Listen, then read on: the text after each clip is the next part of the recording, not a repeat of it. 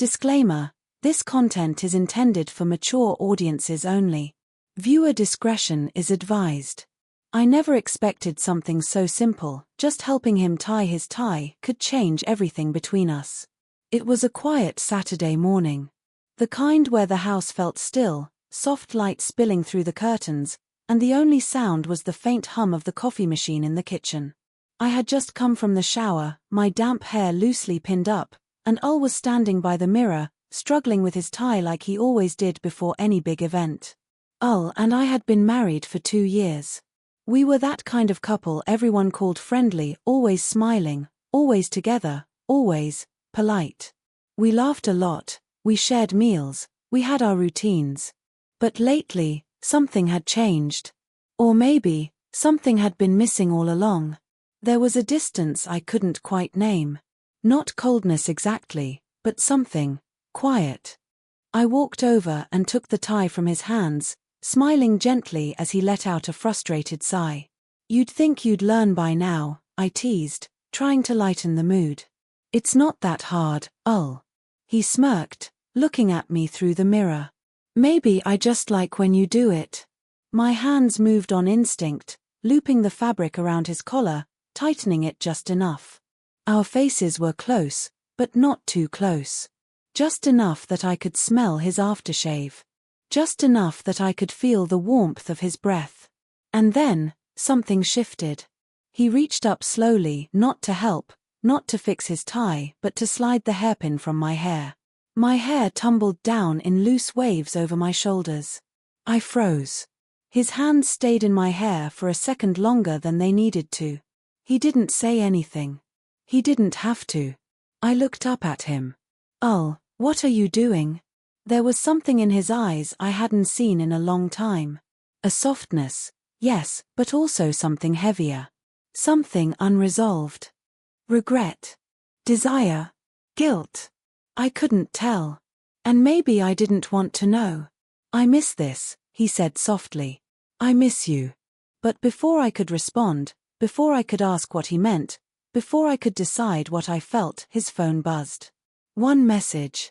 One name. And everything shifted again. That's when I saw it. The name on the screen wasn't mine.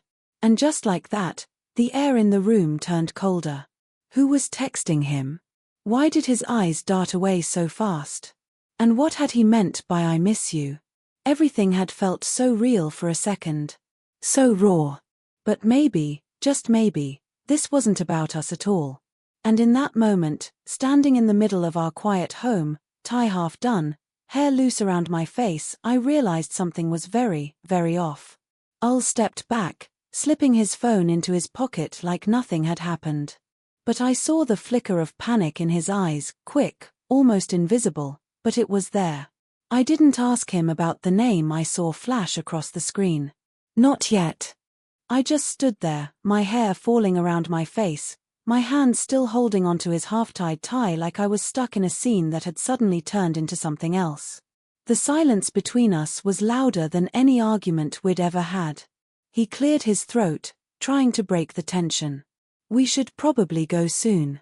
We're gonna be late. Late for what?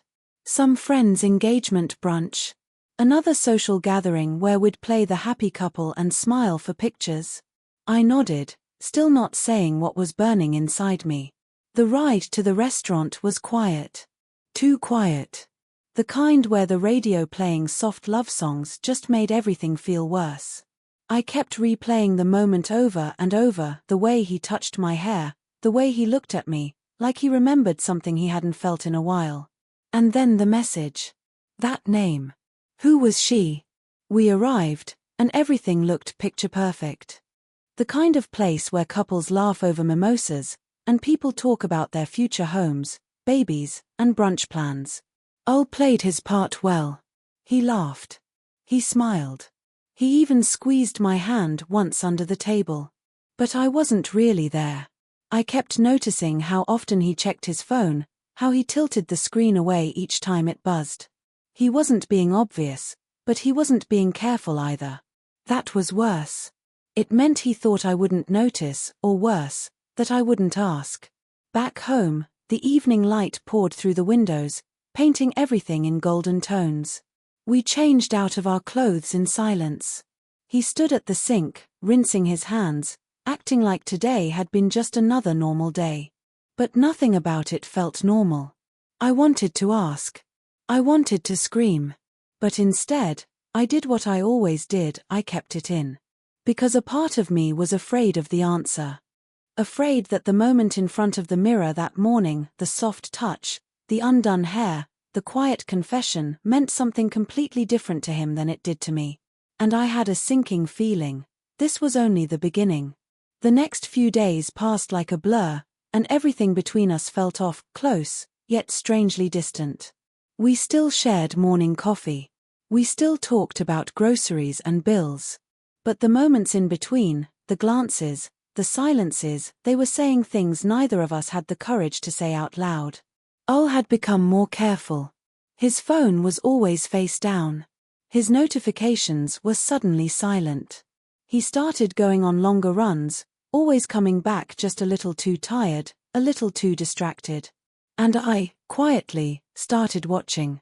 Not because I wanted to catch him in something, but because I needed to understand what was slipping through my fingers. Whatever we had, whatever we were, it felt like it was hanging by a thread. One night, I found myself in the hallway, staring at our wedding photo. We looked so happy there, so sure. It wasn't even that long ago. But now, the same man who once couldn't stop holding my hand was now giving me half smiles and unanswered questions. Then came the message. It wasn't from his phone, it was from mine. A text popped up from an unknown number. You deserve to know the truth. Ask him about December 14th. My heart dropped. The message disappeared before I could take a screenshot. No number. No trace. December 14th. That was 2 months ago. I tried to think what happened that day. I couldn't remember anything special. We weren't fighting. He didn't travel. He said he worked late. Just another cold Wednesday. But now I was wondering, did he actually work late? The next morning, I brought it up carefully. Do you remember what we did on December 14th? He froze for half a second, then said, nothing, I think. Why? I shrugged. Just felt like I was forgetting something. He nodded slowly. Probably just a regular day. But his voice had changed, just slightly. A hesitation in it. And I felt it again, that same twist in my chest, the one I felt when he undid my hair without saying a word. A few nights later, I met Lily, my best friend, for coffee. I hadn't told her much, but she had noticed the shift in me. I didn't have to say much. She leaned in and asked, "Is it about Ul?" I hesitated. "I think there's something going on." Lily exhaled deeply. "You didn't hear it from me, but someone saw him at a hotel a while back. With someone. It could have been work. Could have been nothing. But it wasn't with you." My stomach turned. December 14th. And then she added, "He looked different. Like he didn't want to be seen." I said nothing. Just sipped my coffee. My hands were cold. Everything was unraveling. And yet, I still remembered how his fingers had brushed my cheek that morning. How he had looked at me, like I was something he missed. But now I was wondering, was that moment real? Or just guilt wearing a softer face? That night, I couldn't sleep. I lay awake next to Ul, listening to the soft rhythm of his breathing, wondering how someone could seem so peaceful while I was falling apart inside. His arm was stretched across the bed, but not touching me. It hadn't for weeks. Maybe longer. I stared at the ceiling, my mind spinning with questions, with images, with that message burned into my thoughts. Ask him about December 14th. Morning came like a weight. He was already up, showered, dressed. The scent of his cologne filled the hallway, familiar, but now it almost felt like a mask. He kissed my forehead gently before leaving, said he had a client meeting uptown. I nodded, said nothing. As soon as the door clicked shut, I opened his drawer. I hadn't planned it. It just happened. I was looking for something, anything, some truth, some slip, something to prove I wasn't imagining everything. I found the hotel keycard buried beneath an old passport. A sleek black card with gold lettering. It had no room number. Just the name of a place I instantly recognized, the Marrow. A boutique hotel. Discreet. Pricey. Romantic. My hands shook as I turned it over. I didn't cry. I didn't shout. I just stared at it like it was a piece of someone else's life I'd accidentally stepped into. That evening, I didn't confront him. I couldn't. Not yet. I needed to know for sure. I called Lily. We met outside the Marrow just after dark. The street was quiet, the lobby glowing behind the glass, warm and welcoming. He was here, I said, holding out the keycard. And it wasn't for business. Lily hesitated, then pointed toward the corner cafe across the street. That's where someone saw him. 2 months ago. With someone wearing red. The same color I was wearing the day he kissed my forehead and said he'd be working late. I looked up at the hotel windows. My heart was racing. Every part of me wanted to go inside, to ask the front desk, to demand answers. But I didn't move. Because just then, across the street, I saw him. Oh. He was standing at the cafe counter. Not alone. With her. And she reached up, to fix his tie. I stood frozen, my fingers still clutching the hotel keycard as I watched her hands adjust his tie the same way I always did. They stood so close, laughing softly like no one could see them. Ul leaned in and said something I couldn't hear, but whatever it was made her smile and lightly touch his chest. My chest tightened. The street, the cars, the passing people, they all faded out. It was just them now. And me. Lily gently pulled my sleeve. You don't have to see this. But I couldn't look away. My mind was racing, trying to piece it all together. Was this why he undid my hair that morning? Because he felt guilty? Because he wanted to feel something he thought he had lost? Or was it just a trick, a distraction, a way to keep me guessing while he lived another life right under my nose? Then something even stranger happened. The woman he was with turned. And for the first time, I saw her face clearly. I froze. It wasn't someone I didn't know. It was Kara. Ul's co-worker. The one I'd met at a work dinner months ago. The one he told me was married and strictly professional. The one who always seemed a little too curious about me. I remembered her now, how she'd complimented our chemistry, asked too many questions about our routine, how long we'd been together, where we lived. I thought she was just friendly. Supportive, even. But now, I realized, she was studying me. Watching us. Getting close. Lily's voice broke the silence. Wait, didn't you say she was married? That's what Ul told me. And then it hit me, December 14th. That night he said he had a late meeting with Kara and some investors. He hadn't lied about being with her. Just about why. My fingers gripped the keycard harder, the sharp edge digging into my palm. I couldn't hear what they were saying inside the cafe, but I didn't need to. The look in their eyes, the way she leaned into him, it said everything. But then, just as I was about to turn away, something even more unexpected happened. Ul reached into his coat pocket. He pulled out a small box. A ring box. And gave it to her. I didn't blink. I couldn't. Lily gasped beside me, but I stayed still, trying to breathe through the storm that had just opened inside my chest. Was he proposing? Or was this some kind of game? Because if it was, I wasn't part of it anymore. But I wasn't walking away either. Not yet. Something deeper was going on here, something I hadn't seen coming. And I was finally ready to find out how deep this went. I didn't wait.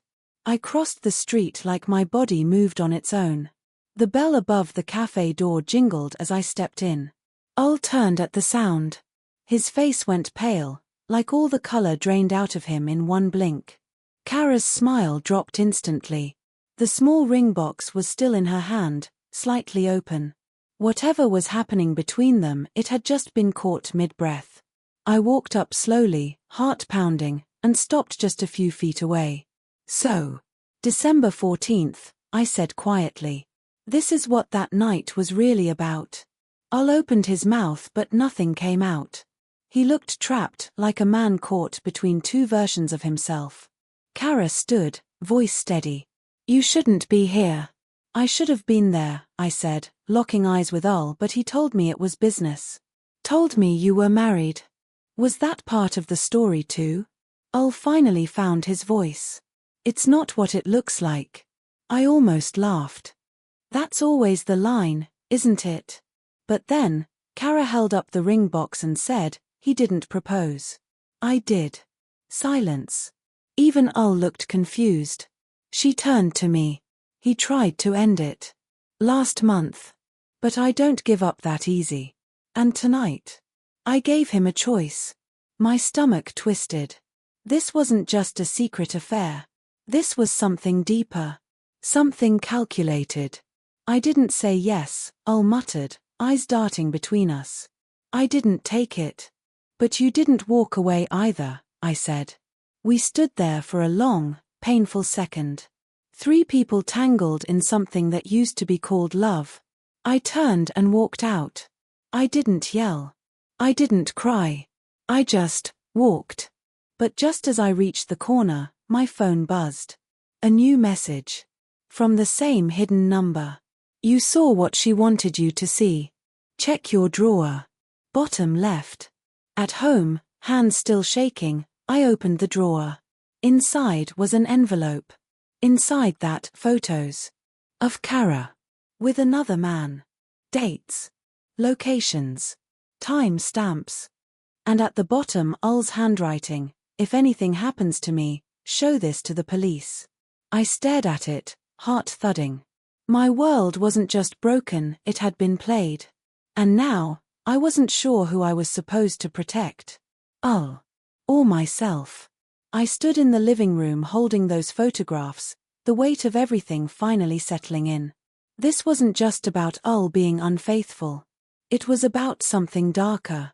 Kara hadn't just slipped into our lives, she'd forced her way in, calculated and quiet, hiding behind sweet smiles and late-night meetings. The photos didn't lie. They showed her with another man, different cities, different dates, clearly more than just a friendship. But what shook me the most was Ul's note. If anything happens to me, he had known something was wrong. Maybe he got in too deep, maybe he tried to back away too late. Either way, he hadn't been as blind as I thought. The next morning, I confronted him not with anger, but with everything. The keycard. The photos. The message. His face went still. Then he nodded slowly, as if he'd been waiting for this moment. She's dangerous, he said. It started as a mistake. But when I tried to end it, she started showing up, places she shouldn't. I didn't know how to tell you. I was trying to protect you. By lying. I asked. He looked down. I didn't know what else to do. I was scared. And for the first time in a long while, I believed him. Not because I wanted to, but because his fear felt real. Not guilt. Not shame. Just raw, human fear. We went to the police with the photos and the texts. An investigation started quietly. Kara was questioned. Turns out, she had a past, restraining orders, manipulation, a pattern of getting close to people and then using what she knew. It wasn't about love. It was about control. Ul and I didn't magically fix everything. Trust doesn't just snap back into place.